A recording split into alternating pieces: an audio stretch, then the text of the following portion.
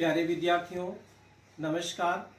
बृहन मुंबई महानगर पालिका शिक्षण विभाग वर्चुअल ट्रेनिंग सेंटर में आप सभी का हार्दिक स्वागत है। आपका वर्चुअल मार्गदर्शक जयप्रकाश आर मिश्रा। चलिए हम सीखने के लिए तैयार हो जाते हैं। आज हम लोग कक्षा 5वीं विषय परिचय अध्ययन भाग 1 अपना प्रकरण है बच्चों पदार्थ, वस्तु और ऊर्जा पार्ट 2, जिसको बोलते हैं सबस्टेंसेस, ऑब्जेक्ट्स एंड एनर्जी। हम लोगों ने पार्ट 1 में पदार्थ क्या है,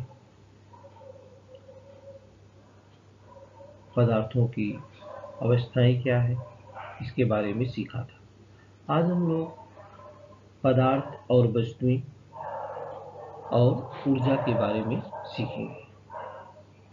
तो बच्चों, जैसा हम लोग जानते हैं, पदार्थ सूक्ष्म कणों से बने होते हैं। पदार्थ की 3 अवस्थाएं होती हैं, ठोस के रूप में, द्रव के रूप में और गैस के रूप में। अलग अलग पदार्थों में अलग अलग प्रकार के गुणधर्म होते हैं। पदार्थों में कठोरता, रंग, पारदर्शिता, गंध, स्वाद तथा घुलनशीलता इत्यादि विभिन्न गुणधर्म होते हैं। यहाँ पर बच्चों हम कुछ उदाहरण लेते हैं सबस्टेंसेस एंड ऑब्जेक्ट्स में। जैसे चित्र आप देख रहे हैं, यहाँ पर कुम्हार जो है घड़ा बना रहा है, विभिन्न प्रकार की घड़े बना रहे हैं, आकृतियां बना रहा है। यहाँ पर एक लड़की है अस्मिता, यह मिट्टी का घड़ा खरीदने के लिए गई है। वहाँ उसने जो बेचने के लिए कुम्हार है अनेक वस्तुएं देखी। इन सभी वस्तुओं में से उसको क्या चाहिए? घड़ा चाहिए। तो बच्चों, उसको घड़े का चित्र, घड़े की आकृति दिमाग में है तो कैसे पहचानेगी? और ये सभी वस्तुएं कुम्हार ने किन पदार्थों से तैयार की है? आप सभी जानते हैं, कुम्हार मिट्टी से तैयार किया है। तो मिट्टी पदार्थ है और उससे बहुत सारी वस्तुएं इन्होंने बनाया है। ये सारे चित्र बनाया है, विभिन्न प्रकार की आकृतियां अलग अलग बनाया है। लेकिन हर पदार्थ, हर वस्तु को लोग कैसे पहचानते हैं? तो बच्चों, वस्तु का जो होता है एक निश्चित आकार होता है, उसके विभिन्न भागों की एक विशिष्ट रचना होती है और वस्तुएं पदार्थों द्वारा बनी होती है। यह पदार्थ क्या है? मिट्टी है। ये मिट्टी से विभिन्न आकृतियां बनाया हुआ है और घड़े का एक निश्चित आकार होता है। नीचे भी सकरा होता है, ऊपर भी सकरा होता है, बीच में वो चौड़ा होता है। इस आकार पर वह जो है घड़ा पहचानी, इस आकार पर वो घड़ा पहचानी। यहाँ पर देखिए, ये है लकड़ी, आप सभी पहचानते हैं, ये पदार्थ है। अब लकड़ी से विभिन्न आकृति हम बना सकते हैं। जैसे इसको हम क्या बोलते हैं? टेबल बोलते हैं। क्योंकि टेबल चौकोर होता है, उसमें 4 पावे लगे रहते हैं। आप क्रिकेट खेलते हो, ये देखिए क्रिकेट है। ये क्या बच्चों? ये क्रिकेट है। आप सभी पहचानते हैं कि बैट है, क्रिकेट खेलने के लिए बैट काम आती है, बैठने के लिए कुर्सी है। इस प्रकार से आप पदार्थों से बनी हुई वस्तुएं, उनकी विशिष्ट आकार और आकृति के कारण जो होते हैं, हम क्या करते हैं? उसको पहचानते हैं। विशिष्ट आकार और आकृति के कारण उसको क्या करते हैं? हम पहचानते हैं। तो बच्चों, वस्तु का एक निश्चित आकार तथा आमाप होता है, उसके विभिन्न भागों की एक विशिष्ट रचना होती है, वस्तुएं पदार्थों द्वारा बनी होती है। ये देखिए, आप क्रिकेट खेलते हैं ना, बॉल है, ये स्टंप है और ये बैट है। तो ये सभी लकड़ी के ही बने होते हैं। बैट जो होता है कॉक का बना होता है, प्लास्टिक का भी बना होता है। तो natural and man made material.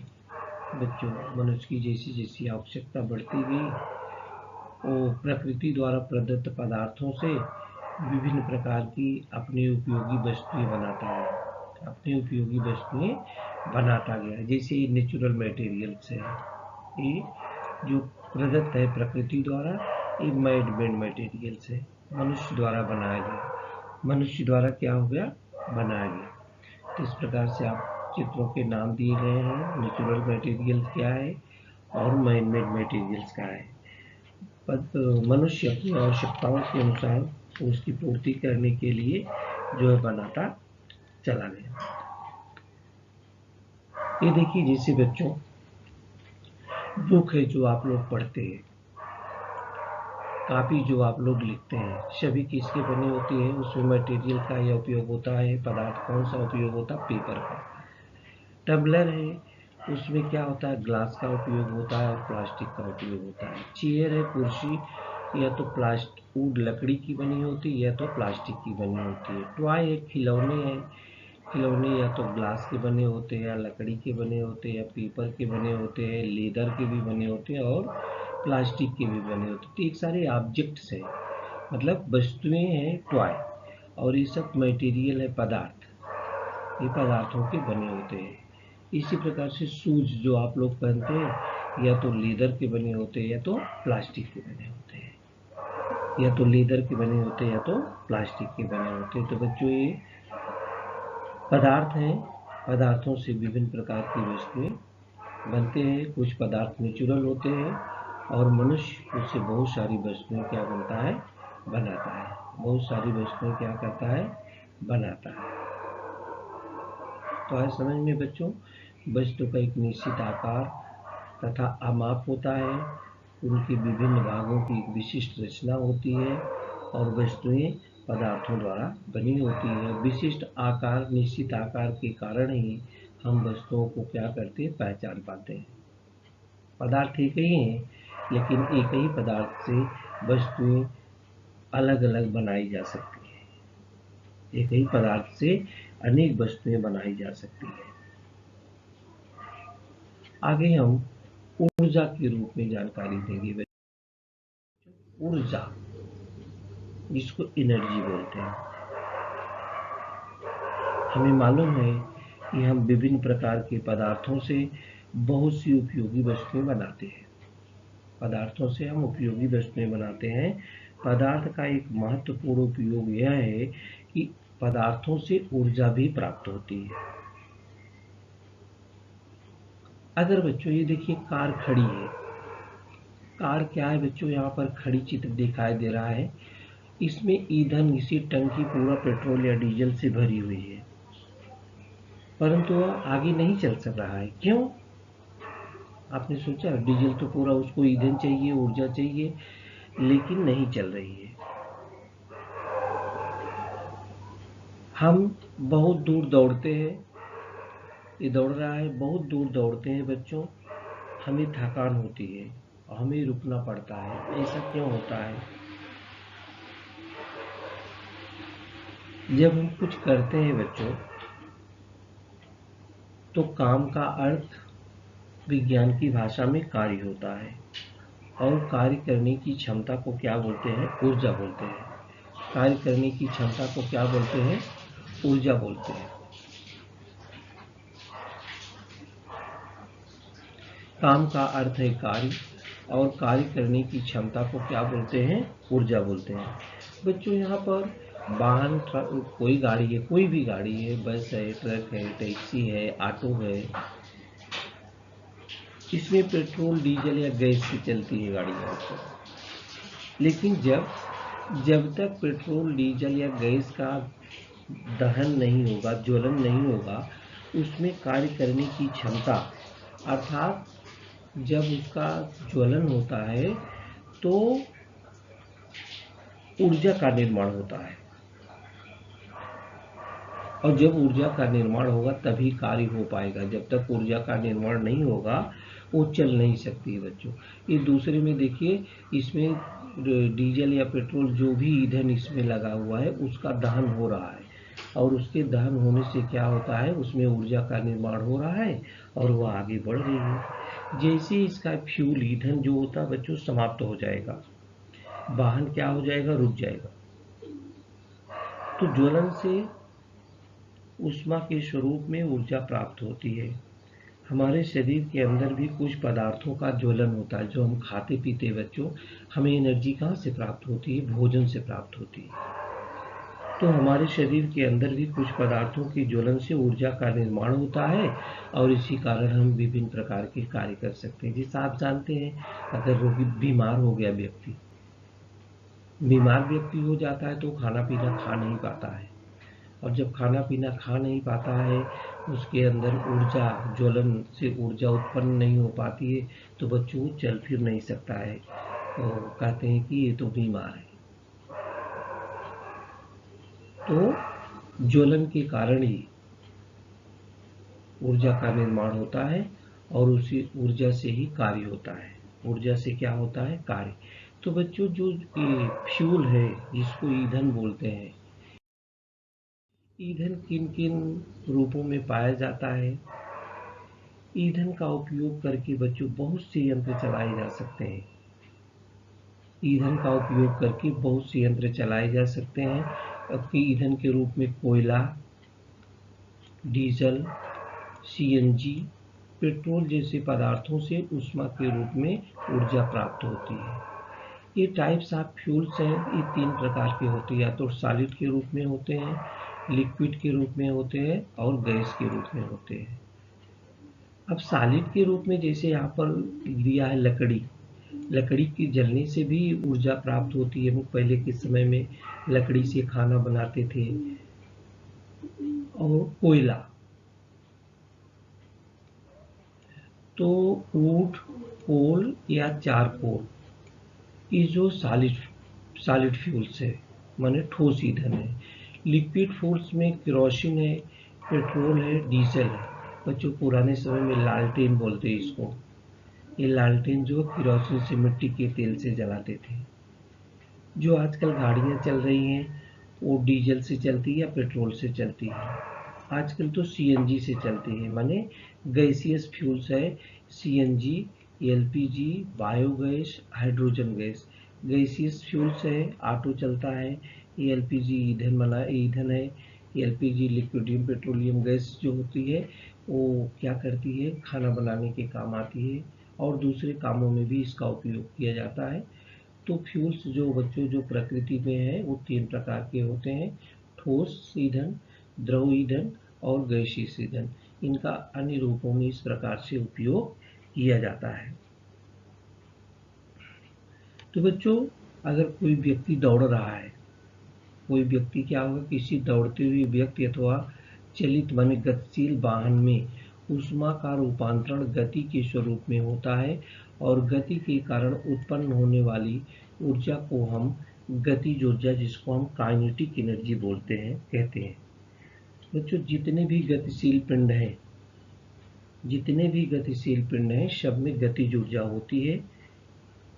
जितने भी गतिशील पिंड हैं सिम देखिए लड़का चल रहा है तो इसमें काइनेटिक एनर्जी है देखिए, और जब स्थिर हो जाता है तो उसमें पोटेंशियल एनर्जी माने स्थितिज ऊर्जा आ जाती है। तो सभी गतिशील पिंडों में गतिज ऊर्जा होती है। और भी गतिज ऊर्जा के उदाहरण है बच्चों। गतिज ऊर्जा के उदाहरण ये देखिए, नाव है, माने पाल वाली नावें और आकाश में जो बादल होते हैं बच्चों, देखिए बहती हुई हवा के झोंके से पंचक्कियों के पंखे घूमते हैं। आकाश में बादल आप देखते हैं इस प्रकार से दौड़ते हुए देखते हैं। तो ये सब कार्य आपने कभी सोचा है, ये पंखे चल रहे किसके कारण, ये पाल वाली नाव चल रही है किसके कारण, आकाश में बादल जो दौड़ रहे हैं किसके कारण? इसका रीजन होगा किसकी सहायता से ये लोग चल रहे हैं बच्चों ना। तो ये कार्य जो हवा है, हवा में समाविष्ट गतिज ऊर्जा के कारण है। ये देखिए हवा, ये हवा चल रही है ना, पेड़ पौधे चलते इसकी पत्तियां हिलती है, तो ये हवा है बच्चों। ये सब कार्य पवन में समाविष्ट गतिज ऊर्जा द्वारा ही संभव है। हवा चलती है, गति करती है, कभी किसी दिशा से घूमती है, एक दिशा से दूसरी दिशा से। जैसे हम तितली बना के उड़ाते हैं ना, जैसे पंख बना है विंड, तो अपोजिट डायरेक्शन में करेंगे तो नहीं उड़ती, जब उसको सही डायरेक्शन में करेंगे तभी उड़ती है। तो ये सब कार्य पवन में समाविष्ट गतिज ऊर्जा द्वारा ही संभव होते हैं। और बच्चों, ये गतिज ऊर्जा द्वारा चलने वाले कौन कौन से यंत्र हैं, कुछ बताइए आप लोग भी। और इन यंत्रों को किन स्रोतों से ऊर्जा प्राप्त होती है। इसी बच्चों, गतिज ऊर्जा द्वारा चलने वाले और कौन कौन से यंत्र तुम्हें ज्ञात हैं, उन यंत्रों को किन स्रोतों से ऊर्जा प्राप्त होती है। जैसे यहाँ पर हमने बताया कि सभी बहती हुई हवा के झोंकों से पवन चक्की के पंखे घूमते हैं, पाल वाली नावें और आकाश में बादल इधर से उधर जाते हैं। ये कार्य पवन में समाविष्ट गतिज ऊर्जा द्वारा ही संभव होता है। तो जैसे बच्चों, अपने घर में पंखे चलते हैं, रसोई घर में मिक्सर है, ये चलता है, पानी खींचने वाला पंप है, ये पानी खींचता है।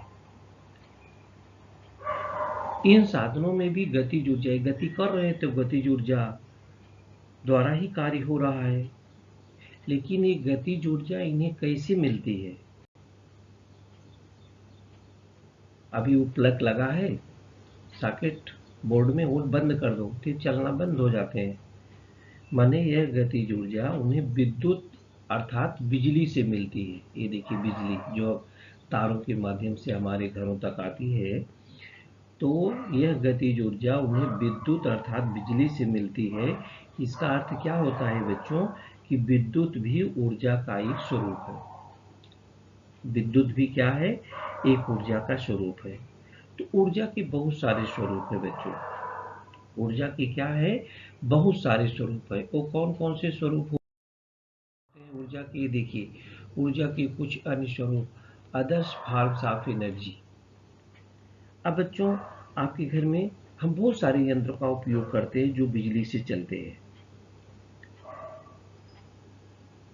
जैसे हमारे घर में टीवी है, हम बहुत से यंत्रों का उपयोग करते हैं जिनमें कोई कार्य गतिज ऊर्जा द्वारा न होकर किसी अन्य स्वरूप वाली ऊर्जा द्वारा होता है। सब गतिज ऊर्जा के द्वारा नहीं होते। जैसे अपने घर में टीवी चलती है बच्चों, इसमें विद्युतीय ऊर्जा का उपयोग करना पड़ता है। टीवी में विद्युत का रूपांतरण, देखिए जब तक प्रकाश नहीं पड़ेगा कोई चीज़ हमको दिखाई नहीं देती है, और जब तक आवाज़ नहीं होगी तब तक कान में ध्वनि नहीं सुनाई देगी। तो इसका मतलब उस विद्युत का रूपांतरण टीवी क्या करती है, प्रकाश और ध्वनि ऊर्जा में होता है। और ये देखिए सोलर चूल्हा है, सोलर सिस्टम है, हम सोलर चूल्हे का भी उपयोग करते हैं, तो इस सौर ऊर्जा की सहायता से प्राप्त होते हैं। यहाँ पर डिफरेंट फॉर्म्स और टाइप्स ऑफ एनर्जी, जैसे इलेक्ट्रिकल है, ये भी बिजली से चलती है। हीट है, वो भी कोयला जलाओ या बल्ब माने बिजली से भी हीट हमको मिलती है। ये पोटेंशियल एनर्जी है, और एक केमिकल एनर्जी है, ये एटॉमिक एनर्जी है, काइनेटिक एनर्जी है। तो इस प्रकार से डिफरेंट टाइप ऑफ एनर्जी हमको प्राप्त होती है। बच्चों, ऐसा ही नहीं हम ही उपयोग करते, जो वनस्पतियाँ हैं ये भी सूर्य के प्रकाश का उपयोग करके, वनस्पतियाँ भी क्या करती हैं, सूर्य की प्रकाश की ऊर्जा खाद्य पदार्थों में संग्रहित की जाती है, और जो खाद्य पदार्थ का ज्वलन होता है, इससे उन्हें भी अपने काम करने के लिए ऊर्जा प्राप्त होती है। तो ये प्रकाश फोटोसिंथेसिस, प्रकाश संश्लेषण की क्रिया द्वारा, ये श्वसन जो क्रिया करती है बच्चों, तो कार्बन डाइऑक्साइड लेती हैं और पानी, और ऑक्सीजन जो निकालती हैं, और कार्बोहाइड्रेट्स निकालती हैं। तो कोयला तथा खनिज जैसे ईंधन पदार्थों को जब हम जलाते हैं तो उनमें संग्रहित ऊर्जा का रूपांतरण उसमें ऊर्जा में होता है। और भी ऊर्जा के बहुत सारे स्रोत हैं बच्चों।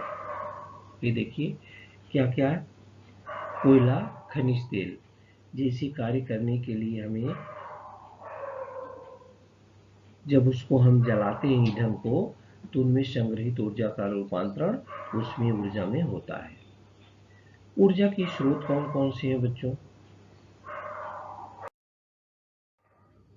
हम विभिन्न कार्य करने के लिए हमें ऊष्मा, प्रकाश, ध्वनि, विद्युत जैसी ऊर्जाओं का उपयोग करते हैं। वर्तमान समय में ईंधन तथा विद्युत हमारी ऊर्जा के मुख्य स्रोत हैं। विद्युत उत्पादन के लिए बहुत से केंद्रों में ईंधनों का उपयोग किया जाता है। जैसे एनर्जी है, किससे किससे प्राप्त होती है ऊर्जा?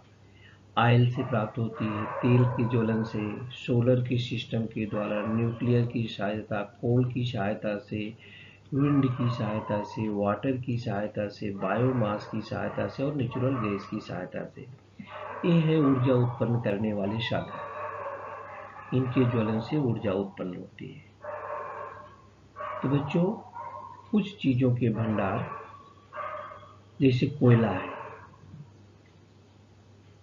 खनिज तेल है, ये प्रकृति में पाए जाते हैं। इनको बनने में बहुत समय लगता है, तो ये कभी न कभी समाप्त होने वाले हैं। इसलिए अब ऊर्जा उत्पन्न करने के लिए हम ऐसे स्रोतों का उपयोग करें जो कभी भी समाप्त होने वाले न हो। तो भविष्य में हमें विद्युत उत्पादन के लिए ऊर्जा तथा परमाणु ऊर्जा का उपयोग बड़ी मात्रा में करना पड़ेगा। ये देखिए किससे किससे कैसे बनती, चित्र दिया गया है। ये बिजली जो तार में दौड़ती है, उससे प्रकाश मिलता है, बल्ब को हम जलाते हैं। या तो न्यूक्लियर एनर्जी, या तो विंड हवा से, या तो बायोमास से, या तो पानी से डैम बनाए जाते, बड़ी धन पानी को रोका जाता है, या तो किससे? सूर्य प्रकाश से। इस सूर्य का प्रकाश जो है, पानी जो है, बायोमास, हवा, ये कभी भी बच्चों समाप्त होने वाले नहीं। प्रकृति द्वारा प्रदत्त है। ये प्रकृति द्वारा प्रदत्त है, कभी भी समाप्त होने वाले नहीं है। तो ऐसे साधनों का हम उपयोग करें जो कभी भी समाप्त होने वाले नहीं है। अगर सूर्य प्रकाश का उपयोग करके हम विद्युत का निर्माण करते हैं, तो सूर्य का प्रकाश तो कभी भी, समुद्र की लहरें हैं, ये कभी भी समाप्त होने वाली नहीं है। बायोमास भी कभी समाप्त, कूड़ा कचरे से अगर हम बिजली बनाएं तो भी हम कभी भी समाप्त होने वाले नहीं हैं। तो ऐसे साधनों का उपयोग करके हम ऊर्जा का निर्माण करें जो कभी भी समाप्त होने वाले नहीं है। सूर्य प्रकाश का उपयोग करके विद्युत का निर्माण करने वाली सेलें, बैटरियां भी होती हैं, उन्हें हम सौर सेल कहते हैं। ये देखिए, इसका उपयोग करके हम बिजली का निर्माण करेंगे तो कभी भी समाप्त होने वाले नहीं। इसके विपरीत सूर्य की ऊष्मा, बहती हुई हवा, पानी, ये कभी भी समाप्त होने वाले न होने वाले स्रोत हैं। इनमें विद्युत निर्मित करें तो प्रदूषण नहीं होता, परंतु ऊर्जा के निर्माण की ये विधियाँ बहुत खर्चीली होती हैं बच्चों। अतः विद्युत का निर्माण किसी भी विधि से करें, पर्यावरण के संसाधनों का उपयोग तो होता ही है, खर्च तो करना ही पड़ता है। इसलिए किसी भी प्रकार की ऊर्जा को कम से कम परिमाण में खर्च करने की आदत हमें होनी चाहिए, और यह वर्तमान समय में विश्व के लिए अत्यावश्यक है। वर्तमान समय में विश्व के लिए क्या है बच्चों? अत्यावश्यक है। तो सूर्य की ऊष्मा, बहती हुई हवा, ये कभी भी समाप्त होने वाले न होने वाले स्रोत है, लेकिन ये स्रोत खर्चीले हैं, लेकिन ये पर्यावरण को नुकसान नहीं पहुंचाते हैं। इसलिए भविष्य में इससे ही विद्युत उत्पादन का निर्माण किया जाए तो अच्छा रहेगा। तो बच्चों, हम पदार्थ, वस्तु और ऊर्जा के बारे में सीख रहे हैं। आपको क्या ध्यान में रखना है कि सूर्य की ऊष्मा, पवन और पानी, ये ऊर्जा के न समाप्त होने वाले स्रोत हैं। वैकल्पिक ऊर्जा स्रोत के रूप में उनका उपयोग हमें अधिक से अधिक करना चाहिए। ये देखिए, विंड है, रिन्यूएबल एनर्जी बोलते हैं, और ये सोलर है, ये वाटर है,